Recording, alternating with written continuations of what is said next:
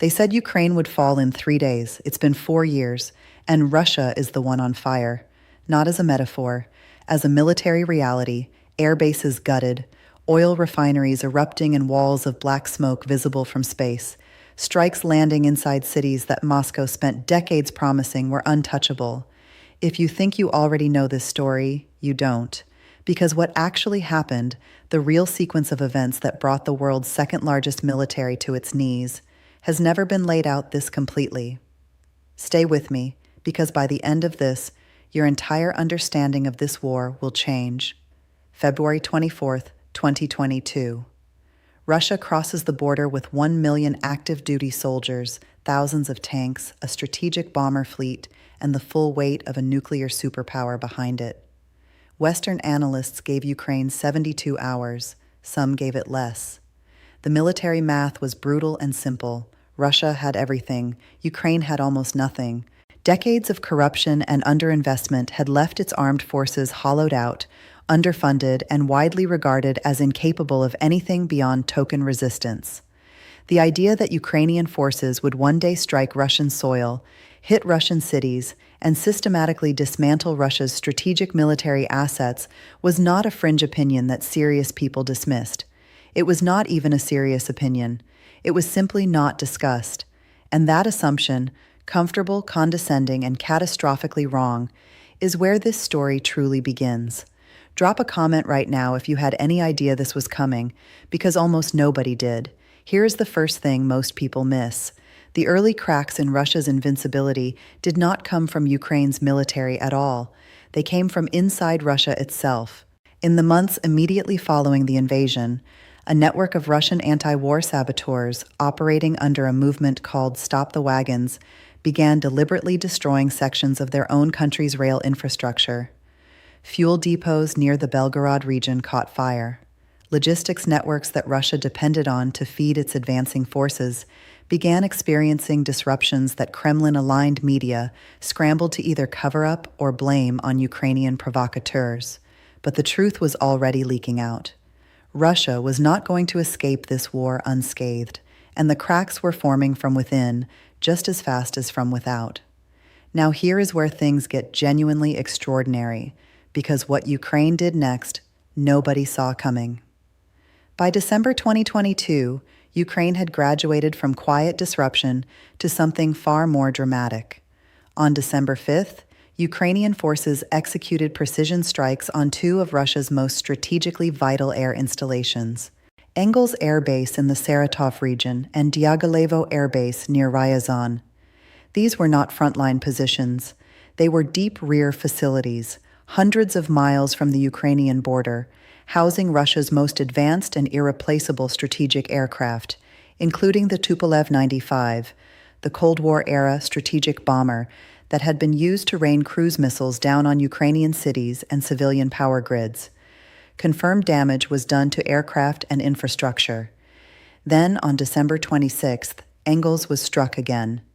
Deliberate, methodical, a message delivered in fire. For the first time since the invasion began, Russia felt the war on its own ground, and what that psychological shift set in motion would accelerate far beyond anything Moscow had prepared for. 2023 was the year this conflict transformed into something the world had not seen before. Russia had been deploying Iranian-supplied Shahed drones in massive swarms since late 2022, overwhelming Ukrainian air defenses, shredding civilian infrastructure, and creating enormous strain across the country.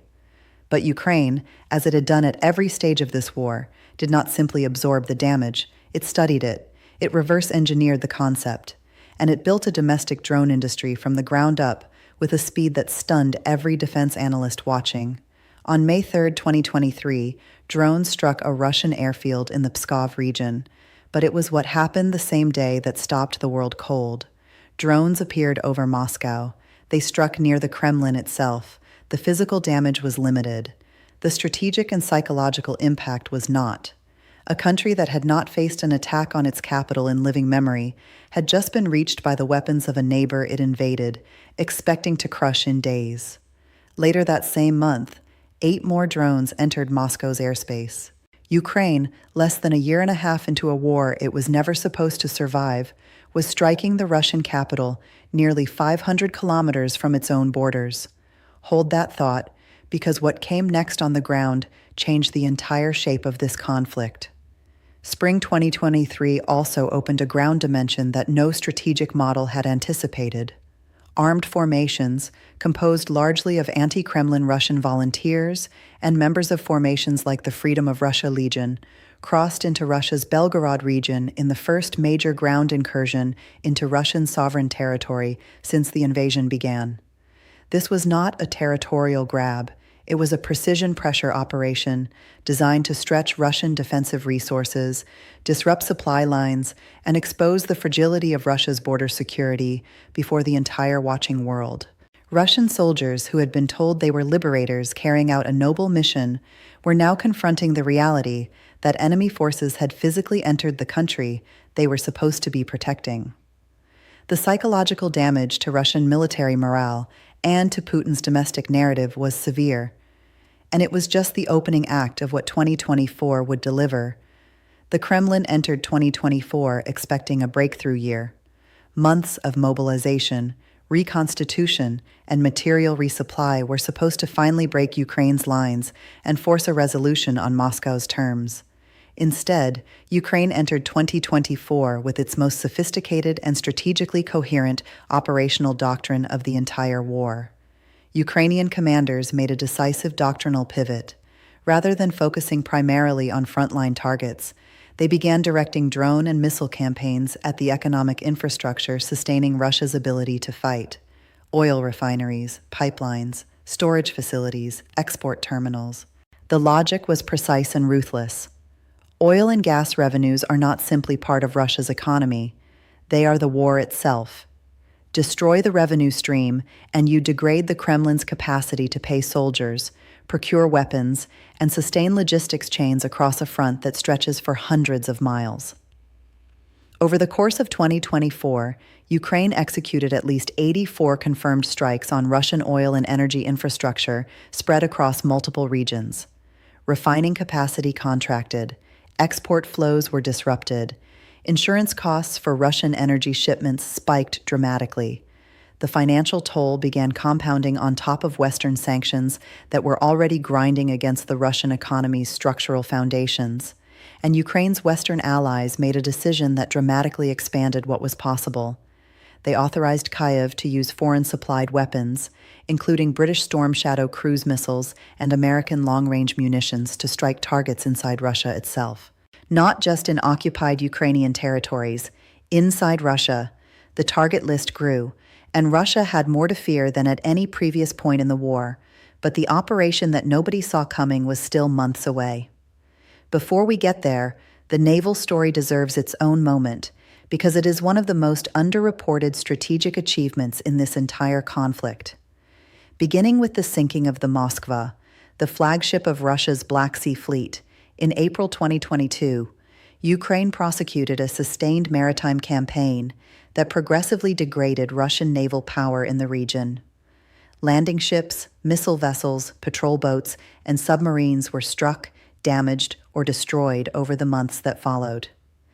The cumulative damage was so severe that Russian naval commanders made the decision to withdraw the bulk of the Black Sea Fleet from its forward positions near Crimea, repositioning to ports farther from Ukrainian strike range.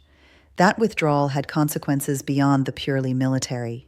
With the Russian naval threat reduced, Ukraine was able to reopen maritime export corridors for grain and agricultural commodities, a development with significant global food security implications.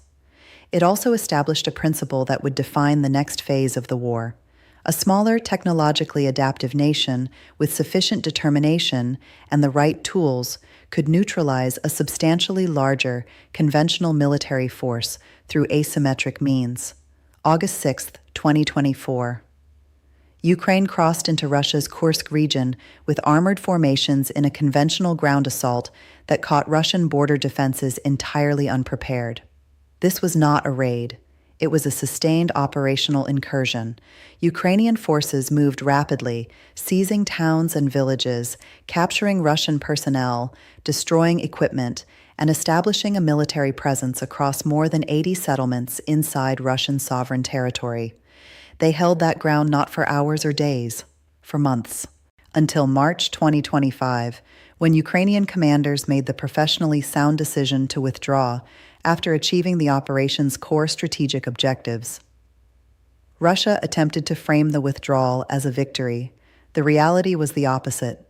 The Kursk incursion had forced the Kremlin to divert significant combat power away from active front lines in Ukraine, buying Kiev's defenders critical time to reconstitute and reinforce in sectors under severe pressure. It had also demonstrated before the entire watching world that Russia could not protect its own borders. Putin had promised his people a controlled military operation on foreign soil. Kursk proved that promise was hollow, and 2025 was about to make that hollowness impossible to ignore. January 2025. Ukraine launched 240 drones simultaneously in a single coordinated mass strike on Moscow, targeting military installations and energy infrastructure across multiple Russian regions in one overnight operation. This was not improvisation.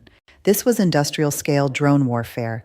Monthly Ukrainian drone production, which had stood at approximately 20,000 units in the early phases of the war, had climbed to 200,000 by 2025, a tenfold increase achieved through wartime industrial mobilization that no outside analyst had projected as possible. Ukraine's drone arsenal had evolved into a sophisticated ecosystem of long-range strike platforms, electronic warfare variants, and precision-guided systems capable of penetrating layered Russian air defense networks and hitting targets at distances that continued to grow with each passing month. Strike after strike, Russia's most valued military and economic assets came under sustained, escalating attack. Air defense radars, command nodes, ammunition depots, defense production facilities, and above all, oil infrastructure. Ukraine's cumulative strikes on Russian energy assets cost the Kremlin an estimated $12 billion through 2025 alone. Then came Operation Spiderweb, June 1, 2025. After more than a year of meticulous planning, Ukrainian intelligence and special operations personnel executed a strike of breathtaking tactical sophistication. Dozens of drones had been covertly concealed inside ordinary commercial trucks, then positioned at carefully selected locations across Russian territory directly adjacent to major strategic airbase installations housing Russia's nuclear-capable bomber fleet. At the designated moment, the trucks opened. Drone swarms were released simultaneously across multiple sites. They overwhelmed local air defenses and struck aircraft that Russia considered among its most irreplaceable military assets. Assessments indicated that approximately one-third of Russia's entire strategic bomber fleet was destroyed or severely damaged in a single day. Billions of dollars in military capital, decades of industrial investment, gone in hours. No conventional military operation, regardless of budget or manpower, could have achieved a comparable result at comparable cost. Operation Spiderweb sent a message to every military establishment on the planet. The era of assuming that strategic assets are protected by distance alone is finished. 2026 arrived and Ukraine did not slow down. In February, strikes hit Russia's missile fuel production plant in the Tver region, a facility integral to sustaining Moscow's ballistic missile inventory. In March, a factory producing microchips and missile components was struck, targeting the industrial supply chain feeding Russian weapons production at its source. Ukraine's domestically developed Flamingo long-range missile began striking the Kapustin Yar test range, and then the Votkinsk plant, one of the cornerstone facilities of the Russian defense industrial complex.